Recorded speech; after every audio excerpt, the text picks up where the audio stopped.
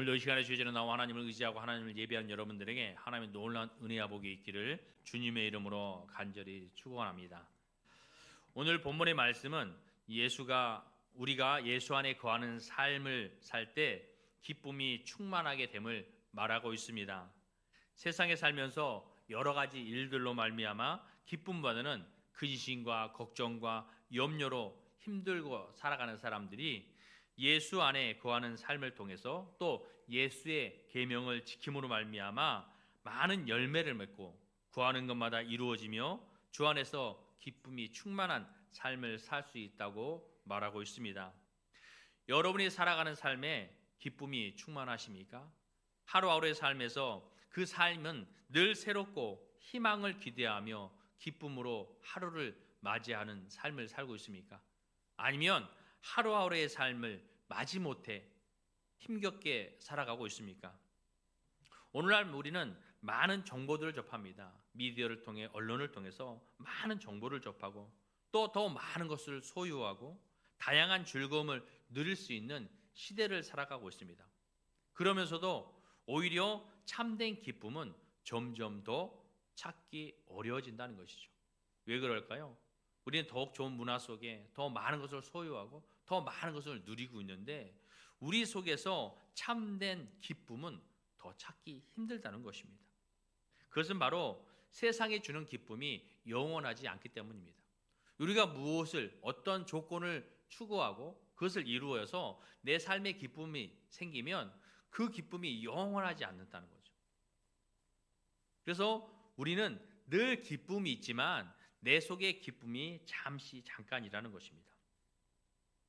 우리 안에 영원한 참된 기쁨은 오직 예수 그리스도 안에 있음을 우리는 알아야 합니다. 그래서 오늘 말씀을 통해 여러분의 삶에 예수로 말미암아 기쁨이 충만한 삶을 살 수 있기를 간절히 소망합니다. 기쁨을 충만하게 사는 삶을 살기 위해서는 우리가 어떻게 해야 될까요? 내 삶에 늘 세상에서 어떠한 환경 속에서도 기쁨이 떠나지 아니하는 삶을 살기 위해서 우리는 어떻게 해야 될까요? 11절의 말씀을 보면 내가 이것을 너희에게 이름은 내 기쁨이 너희 안에 있어 너희 기쁨을 충만하게 하려 함이라 라고 말씀하고 있습니다. 예수님께서 우리에게 일러주는 것이 있어요. 우리에게 가르치는 것이 있습니다. 근데 예수님께서 이것을 너희에게 이르는 것은 너희에게 가르치는 것은 내 기쁨이 너희 안에 있으라는 거죠. 너희가 이것을 듣고 이것을 배워서 너희 안에 내 기쁨이 있어서 너희 기쁨을 충만하게 하려 한다는 것이죠. 예수께서 너희에게 이른 것이 무엇입니까? 예수님께서 지금 제자들에게 이르는 것이 뭐예요? 예수님께서 지금 여러분들에게 이르는 것이 과연 무엇일까요? 앞의 내용을 보면 한마디로 내 안에 거하라는 것입니다. 예수님께서 많은 것을 가르치시고 일러주셨어요. 그러나 결국 그것을 한마디로 압축한다면 내 안에 거하라는 거죠. 내 안에 거하라. 그러면 예수 그리스도의 기쁨이 우리 안에 거한다는 거예요. 그래서 그 기쁨이 영원히 나를 떠나지 않는다고 말씀하고 있는 것입니다. 4절을 말씀해 보면 내 안에 거하라. 5절 말씀에서도 그가 내 안에, 7절에 너희가 내 안에 거하고 9절 말씀에서도 나의 사랑 안에 거하라 라고 말씀하고 있습니다. 우리가 예수 안에 거하면 예수의 기쁨이 우리 안에 있어 어떠한 상황과 환경에서도 영향을 받지 아니하고 그 기쁨을 누릴 수 있다는 것입니다. 여러분이 예수 안에 거하는 삶을 살면 어떤 환경도 여러분을 영향을 줄 수 없다는 거예요. 그래서 늘 그 모든 환경을 이기고 상황을 이기고 내 삶의 기쁨을 누릴 수 있게 된다는 것입니다. 예수 안에 거하는 것이 기쁨을 충만하게 하는 방법이라는 거예요. 여러분 내 삶에 왜 기쁨이 없을까? 나는 하루하루의 삶이 왜 이렇게 힘들까? 왜 이렇게 어려울까? 여러분 그런 삶을 사는 것이 내가 예수 안에 거하지 않기 때문이라는 거예요. 내가 예수 안에 거하면 내 삶의 어떤 환경도 나를 좌우하지 못한다는 것이죠.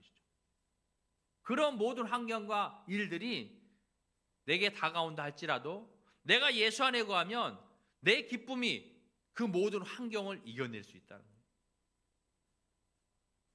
그러므로 여러분 늘 예수 안에 거하는 삶을 살 수 있기 바랍니다.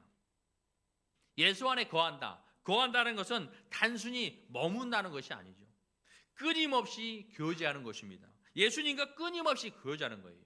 말씀을 보고 읽고 듣고 그 말씀을 묵상하고 또 기도하여서 주님의 뜻이 무엇인지를 분별하고 그 뜻을 이루기 위하여 무던히 힘쓰는 것입니다.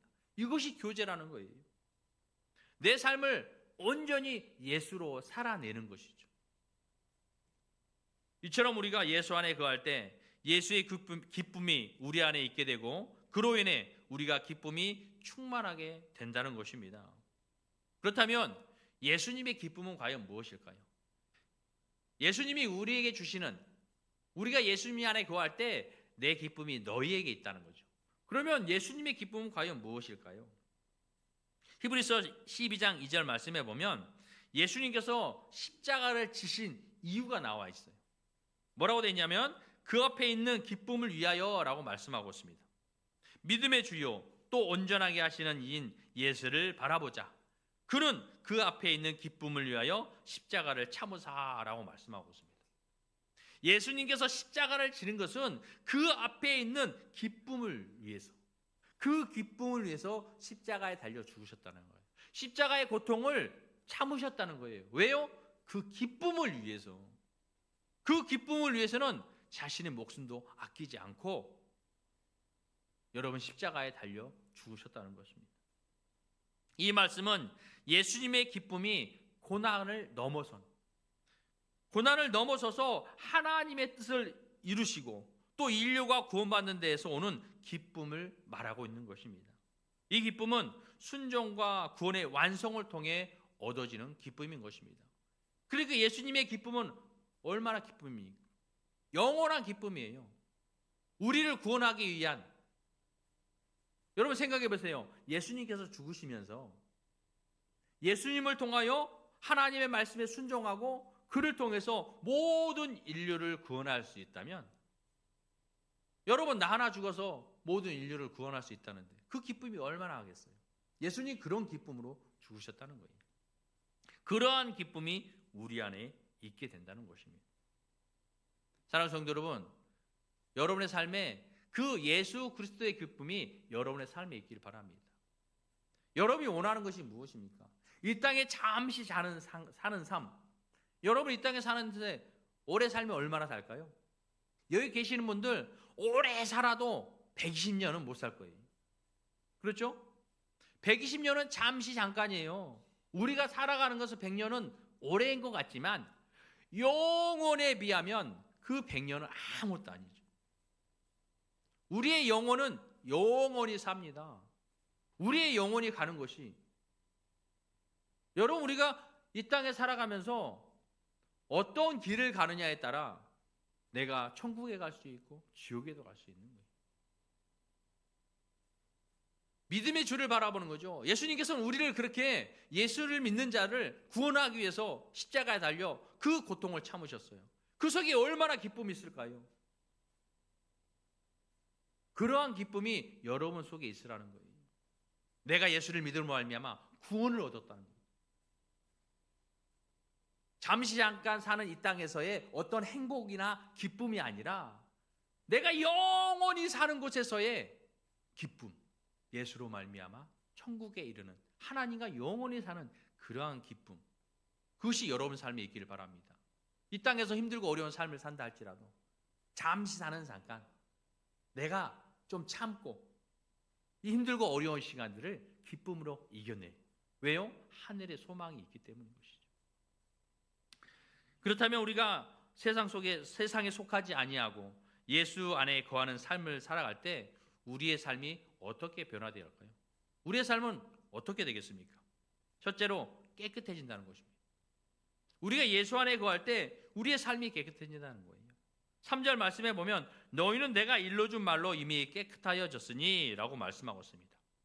예수님께서 일러주는 말, 그러한 복음을 통해서, 진리를 통해서 우리는 깨끗해졌다는 거예요. 우리의 몸이 깨끗해진 것이 아니라 우리의 영혼이 깨끗해졌다는 것입니다.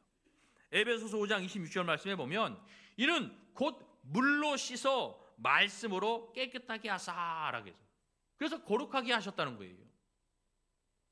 우리의 육신은 물로 씻습니다. 우리의 영혼은 말씀으로 깨끗게 하신다는 거예요. 또 디모데전서 4장 5절 말씀에 하나님의 말씀과 기도로 거룩하여짐이라. 우리는 하나님의 말씀으로 말미암아 거룩해진다는 거예요. 거룩이 무엇입니까? 죄를 멀리하는 거예요. 하나님의 말씀을 온전히 지켜 사는 삶입니다. 세상에 살면서 내가 죄를 멀리하는 삶, 거룩한 삶, 그것은 곧 말씀으로 이루어지는 거예요. 여러분이 말씀을 많이 알고 있을 때 내게 오는 그러한 세상의 악을 말씀을 통해서 그것을 물리칠 수 있다는 것이죠. 그러니까 말씀으로 말미암아 죄를 멀리하는 것이 거룩인 것입니다. 예수님께서 우리에게 가르치시는 말씀을 잘 지켜 행하는 것이 말씀 안에 거하는 것이며 이 말씀이 우리를 영적으로 깨끗하게 된다 말씀하고 있는 것입니다.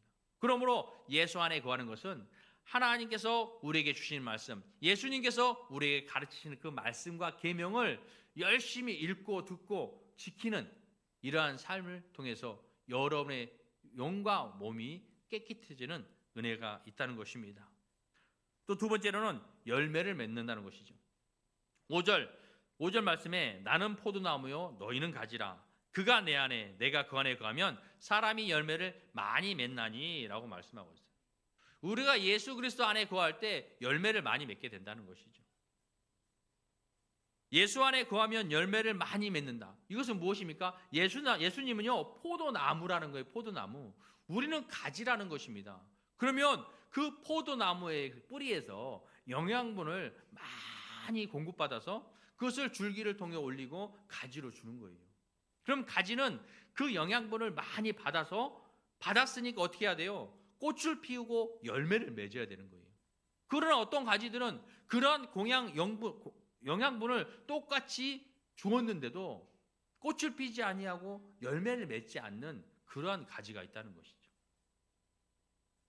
그런데 우리가 예수 안에 할 때 우리가 열심히 예수로 말미암아 그 가르치는 말씀을 통해서 그의 계명을 통해서 우리가 열심히 지키며 세상 가운데 살아갈 때 여러분의 삶에는 열매가 맺어진다는 거예요. 이것은 세상에서 여러분을 위한 어떤 육적의 열매가 아니라 영적인 열매를 이야기하고 있습니다. 곧 이 열매는 무엇입니까? 성령의 열매를 말하고 있는 것이죠. 갈라디아서 5장 22절에서 23절 말씀해 보면 성령의 열매에 대해서 나옵니다. 그 성령의 열매가 9가지 있어요. 사랑과 희락과 화평과 오래 참음과 자비와 양성과 충성과 온유와 절제니. 여러분, 이 성령의 열매를 우리가 맺는다는 거예요. 내 속에서 곧 이것은 무엇이냐면 예수 그리스도를 닮아가는 거예요. 내 삶이 오직 예수로 사는 삶, 예수로 살아내는 것, 그것이 곧 성령의 열매를 맺어가는 것입니다. 예수님은 포도나무요 우리는 가지입니다. 가지가 꽃이 피고 열매를 맺기 위해서는 여러분 어떻게 해야 될까요? 열심히 받은 영양분을 가지고 내가 꽃을 피울 수 있도록 열매를 맺을 수 있도록 노력해야 되는 거예요. 가만히 있으면 여러분 되지 않는 것입니다. 예수님을 통해 영양분을 공급받았다면 반드시 열매를 맺어야 합니다. 그러나 영양분을 공급받고도 열매를 맺지 못한다면 그 가지는 잘라버리게 된다는 것이죠. 잘라버려서 버리게 되면 많은 사람들이 그 마른 나무를 가지고 갖다 불살라버리게 된다는 것이죠. 예수님을 믿고 신앙생활하면서도 그 안에 거하지 않는 사람들이 있다는 것입니다. 말씀대로 살지 않는 사람들이 있다는 거예요. 우리는 모두가 가지예요.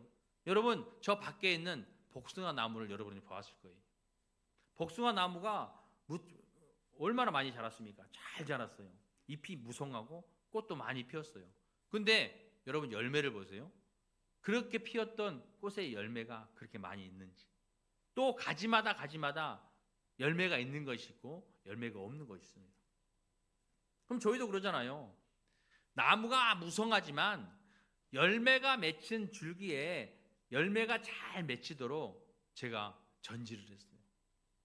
전지를 할 때 막 자릅니까? 아니죠.